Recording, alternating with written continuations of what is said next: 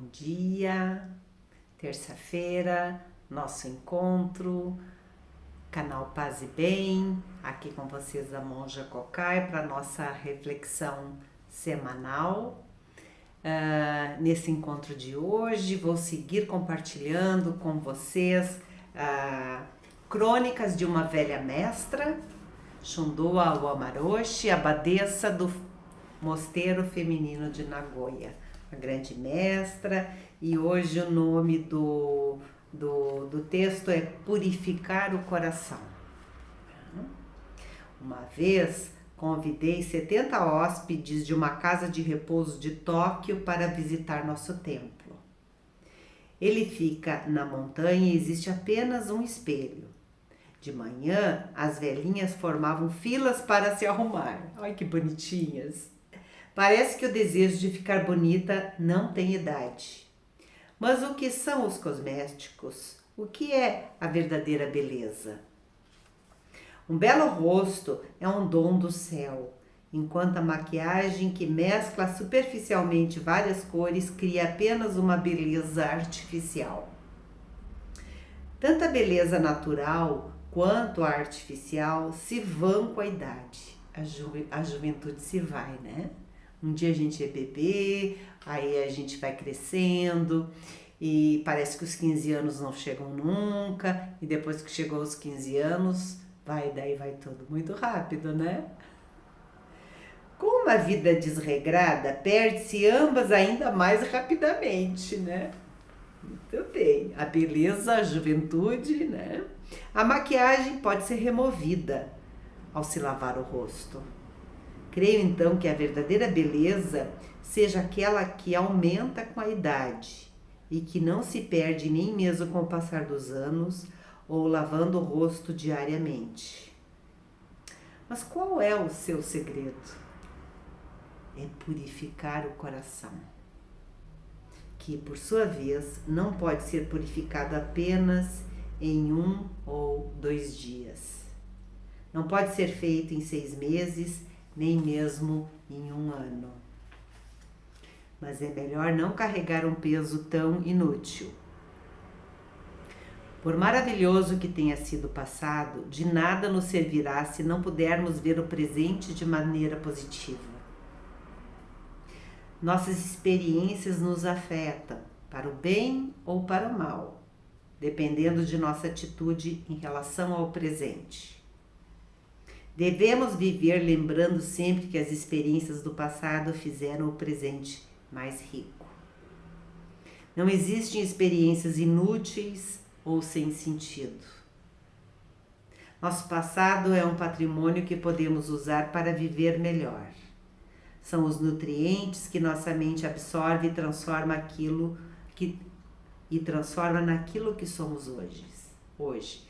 Como é importante o passado, né?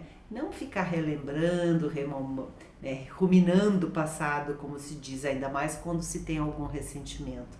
É conseguir, ter a dádiva de aprender com as experiências, aprender com o passado, que o passado possa se converter em experiências, em aprendizado, né?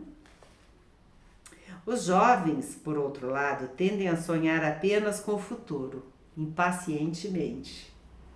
Pensar no futuro é importante para que possamos direcionar nossa vida, fazer bons projetos, bons planos, né? Mas quando o peso de nossa vida pende totalmente para o futuro, não podemos sequer prestar atenção ao que acontece no aqui e agora, nesse momento, perdemos totalmente o equilíbrio e não conseguimos nem mesmo ver o futuro de tanto que sonhamos. Não vivemos bem nem o presente, em presença, né? E muito menos o futuro. Para realizarmos o futuro, precisamos viver bem o presente a cada momento. Em uma de suas poesias, o poeta chinês Kanzan escreveu: nossa vida sequer alcança 100 anos e ainda assim damos abrigo a milhares de preocupações. De uma preocupação nascem inúmeras outras e assim estamos sempre cheios de inquietudes. Isso nos deixa muito ansiosos, né? Ainda que tenhamos saúde, por exemplo, nos preocupamos frequentemente com a doença. Temos saúde, pagamos muito caro por um plano de saúde, porque o terrorismo que fazem pra gente é você vai ficar doente, você vai ficar doente, e se você adoecer, o que vai ser de você, né? Não que isso não aconteça, né? Porque mais cedo, mais tarde, alguma doença vai nos pegar, né? Mas a gente não pode viver atormentado por isso, né? E quando estamos doentes, pensamos no que poderia piorar. É como se tivéssemos 10 doenças ao mesmo tempo. Perdemos o apetite de tanta ansiedade, pioramos por conta própria e ainda causamos preocupações aos outros. Não sabemos nem mesmo adoecer apropriadamente. Se por acaso ficamos doentes, então sejamos apenas doentes, sem fugir, sem nos enganar, enfrentando a doença com a postura correta, acolhendo-a de braços abertos. A doença nos abre as portas para uma nova vida que não podemos enxergar enquanto estamos saudáveis. Desta maneira, até a doença pode se tornar agradável e gratificante. Podemos ver claramente a enorme bênção que é a vida. Quando a gente está doente, né? Quando a gente perde a saúde, que a gente valoriza a saúde. Mesmo o simples ato de conseguir levantar daqui e pegar um copo de água na geladeira.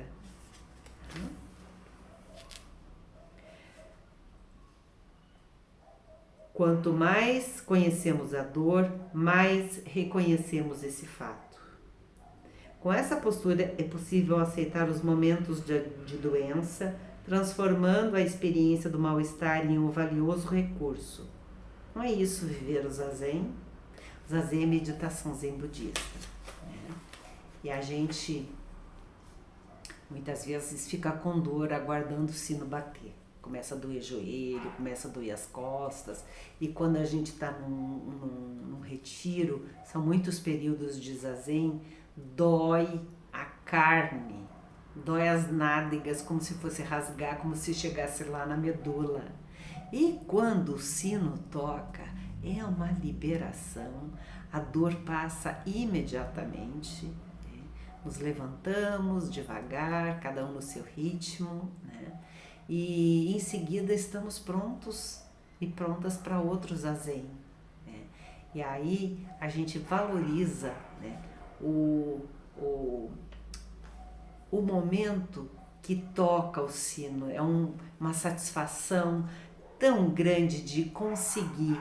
Fui até o final, não me movi, o sino tocou, né, e eu fui desenvolvendo e ampliando a minha capacidade de ser resiliente, de suportar, né, de suportar sem desmontar, né, que nada disso vai acontecer, é só atravessar.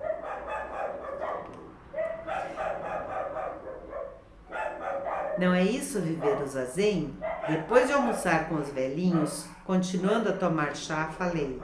Por exemplo, até mesmo em relação ao chá dentro de uma xícara, existem diversos modos de ver a realidade. Existe uma grande diferença se digo, sobrou só um pouco, ou ainda há um pouco, não é? A primeira postura é passiva, negativa e triste. A segunda é ativa, positiva, otimista.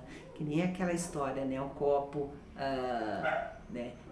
No meio, uns vão olhar e vão dizer está quase vazio. E outros vão olhar e vão dizer está quase cheio.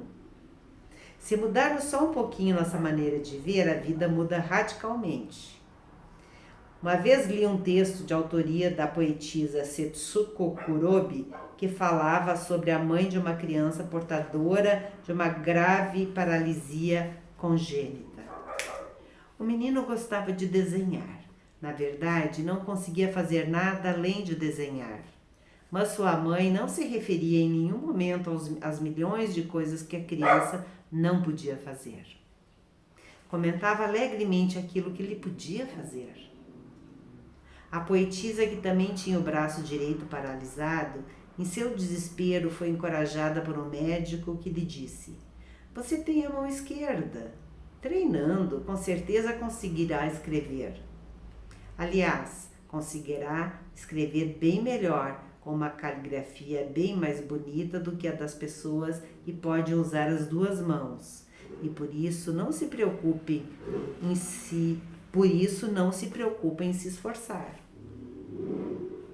Ela concluiu seu livro com essas palavras: procuro sempre pensar naquilo que posso fazer e não naquilo que não posso fazer. Nunca me esquecerei dessas palavras.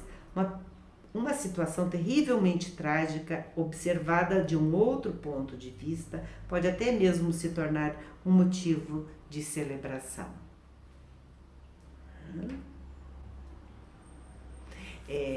Eu me lembro que eu tinha isso há muitos anos atrás. Hoje eu aprendi a lidar com isso e essa expectativa, nessa eu não embarco mais, né? Que eu comecei a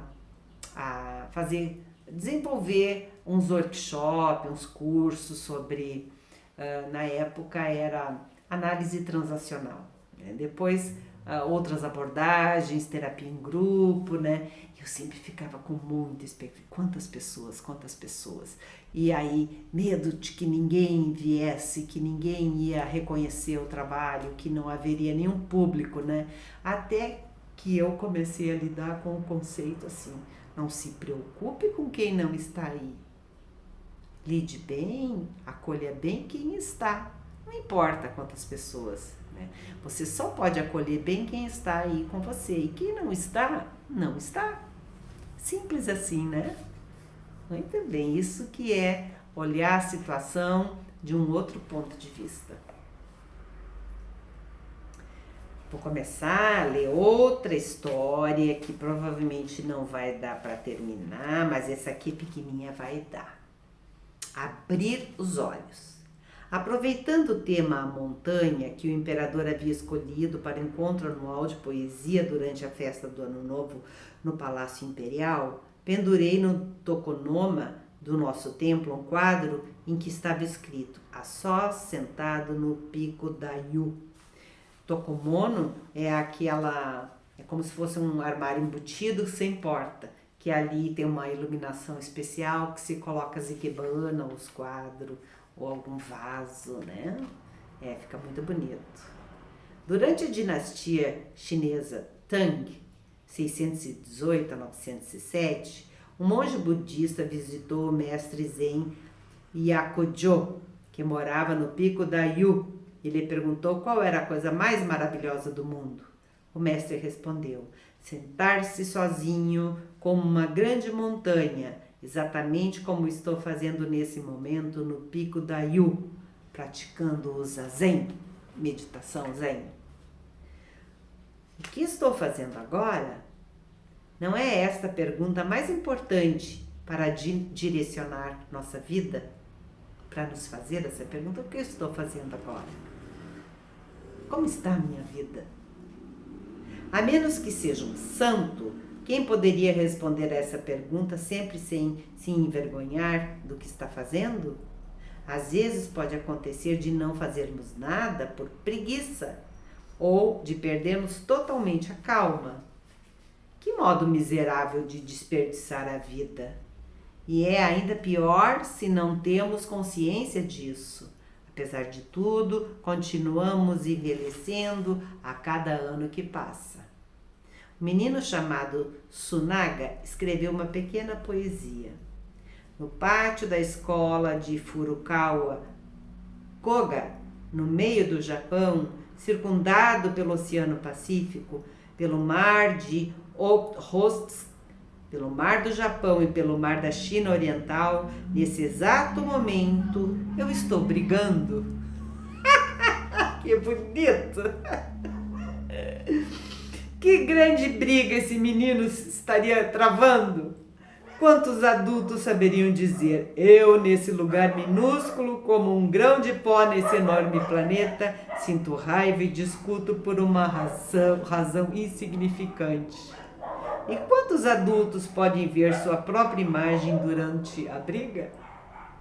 Se pudéssemos nos olhar com mais distanciamento, sentiríamos-nos como se sentássemos sozinhos no cume de uma grande montanha, porque nós observaríamos com os olhos de um outro eu. Este olhar é o olhar de Buda. É nós, né, sendo observadores de nós mesmos, a consciência da consciência, e que possamos então ser o mestre de nós mesmos. Até a semana que vem.